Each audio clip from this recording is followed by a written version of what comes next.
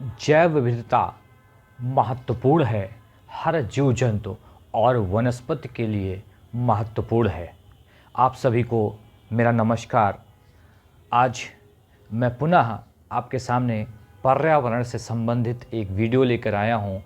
पर्यावरण आंदोलन के अंतर्गत अभी तक हमने अमृता देवी बिश्नोई के द्वारा बिश्नोई आंदोलन पढ़ा, उसके अलावा चिपको आंदोलन पढ़ा। इसी क्रम में आज हम तीसरा आंदोलन पढ़ने वाले हैं जिसका नाम है साइलेंट घाटी आंदोलन। साइलेंट घाटी आंदोलन। सबसे पहले मैंने एक शब्द का प्रयोग किया, जैव विविधता।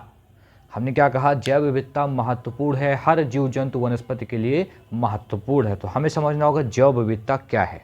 तो जैव विविधता जहाँ पर उस स्थान की बात की जा रही है जहाँ पर तरह तरह के जीव जंतु, तरह तरह के जीव और तरह तरह की वनस्पतियाँ सभी एक ही जगह पर मिलती हों। मतलब कोई ऐसा स्थान हो जहाँ पर तमाम तरह के जीव, तमाम तरह के जंतु और तमाम तरह की वनस्पतियाँ एक साथ मिलती हों तो जैव विविधता स्थल होता है।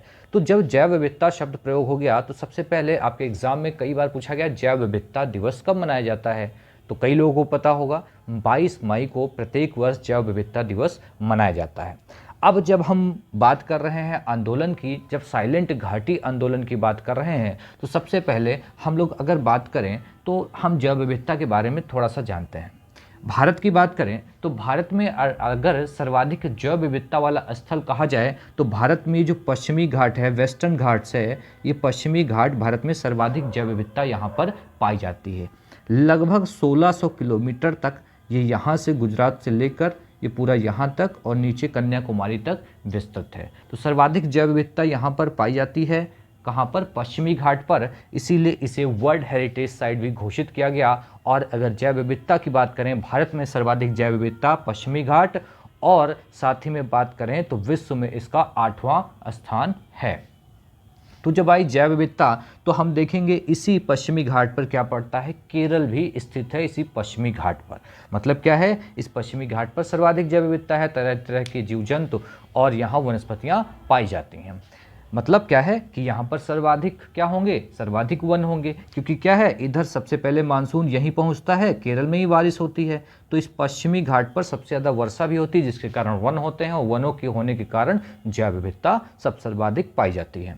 तो बात करते हैं साइलेंट घाटी आंदोलन। तो साइलेंट घाटी ये कहाँ पर? साइलेंट घाटी कई बार आपके एग्जाम में पूछा गया, चाहे टेट, सुपर टेट, अदर भी एग्जाम में पूछा गया कि साइलेंट घाटी कहाँ स्थित है। तो साइलेंट घाटी कहाँ स्थित है? केरल में स्थित है। सबसे पहले चीज़ क्या है इंपॉर्टेंट, केरल में स्थित है। तो बात करते हैं 1973 में क्या हुआ कि केरल की राज्य सरकार ने कुंतीपुंज नदी पर क्या किया, एक प्रोजेक्ट तैयार किया जिस प्रोजेक्ट का नाम था कुंदरेमुख जल विद्युत परियोजना। अब कुंदरेमुख जल विद्युत परियोजना के निर्माण के अंतर्गत वहां पर बांध का निर्माण करना था, जिसके लिए वहां के लोगों ने और जो पर्यावरण को प्यार करने वाले समाजसेवक थे उन्होंने इसका विरोध कर दिया।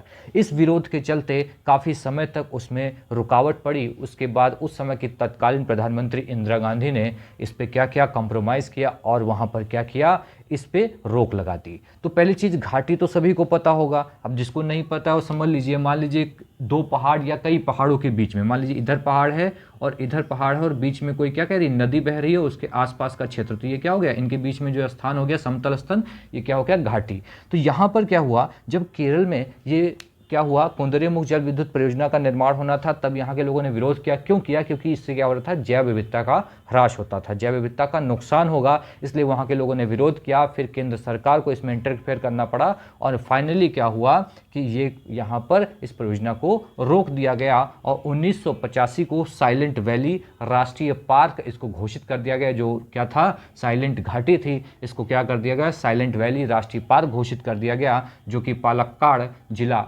केरल में स्थित है। तो हम सभी को क्या करना है, इस जैव विविधता को क्या करना है, बचाना है। हमारे आसपास या बहुत सारी ऐसी जगह पर जहाँ घने वन पाए जाते हैं वहाँ भी अभी तरह तरह की वनस्पतियाँ हैं, बट क्या है, मानव गतिविधियों के कारण अब क्या होता है, जैव विविधता का ह्रास हो रहा है, नुकसान हो रहा है। तो हमें इस जैव विविधता को रोकना होगा और एग्ज़ाम के पॉइंट ऑफ व्यू से आपके बहुत ज़्यादा इंपॉर्टेंट है। आज के लिए इतना ही, बहुत बहुत धन्यवाद।